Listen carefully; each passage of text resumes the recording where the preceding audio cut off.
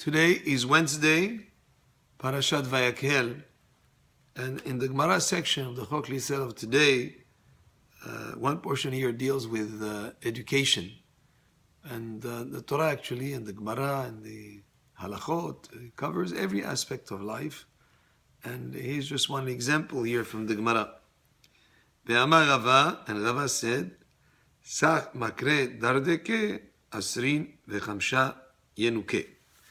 Which means the number of pupils to be assigned, number of students to be assigned to a teacher is a maximum of 25.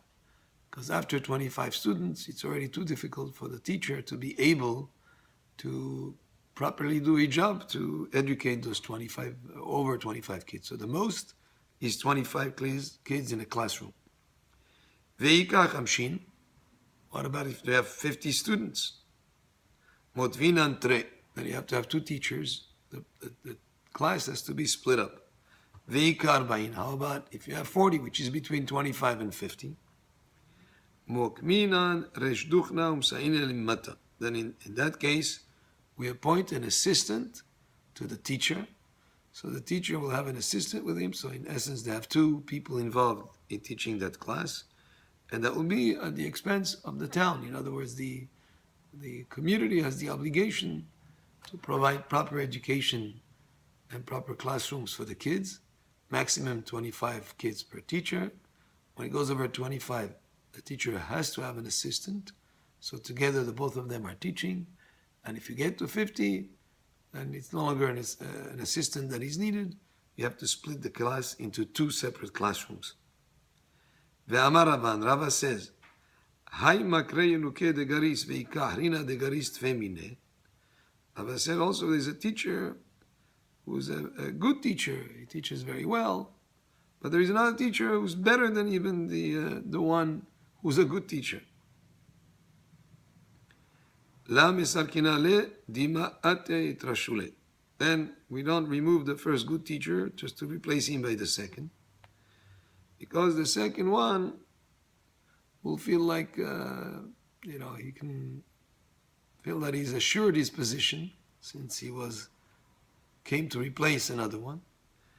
And since he thinks he has no competitor, he'll become a little bit, maybe lazy with his job. And not fulfill his position as well as he would have. Rav Dimi bin Hadea Amar Kol Sheken de Garis Tfek Kinat Sofrim Tarbe Chokma. Rav Dimi bin Hadea disagrees. He says even if you get a better teacher than a teacher who was already good, the new teacher will be appointed. He has to continue to prove himself. And he has to be concerned maybe they'll find somebody better than him. So he'll continue to be doing his job in a very good way. And we should not be concerned about that he might become lazy because he feels like he was there to replace another one who was already good.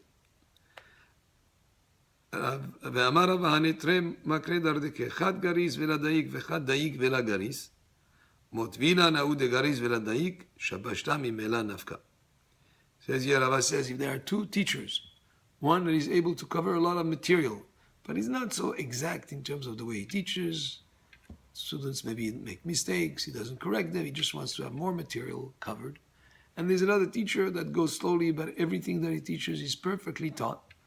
Who do you give preference to?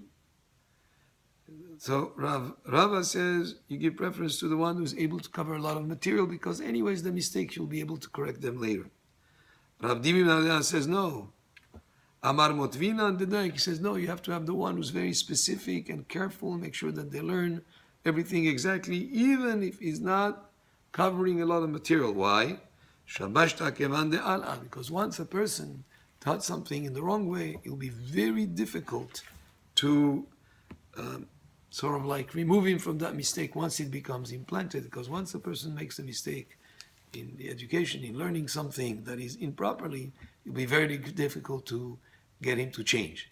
And that was the last opinion of the Gemara, so therefore you make sure that the teacher is able to teach exactly correctly, even though he's not covering a lot of material. And this was from the Gemara about education. Baruch Adonai le'olam, amen ve'amen.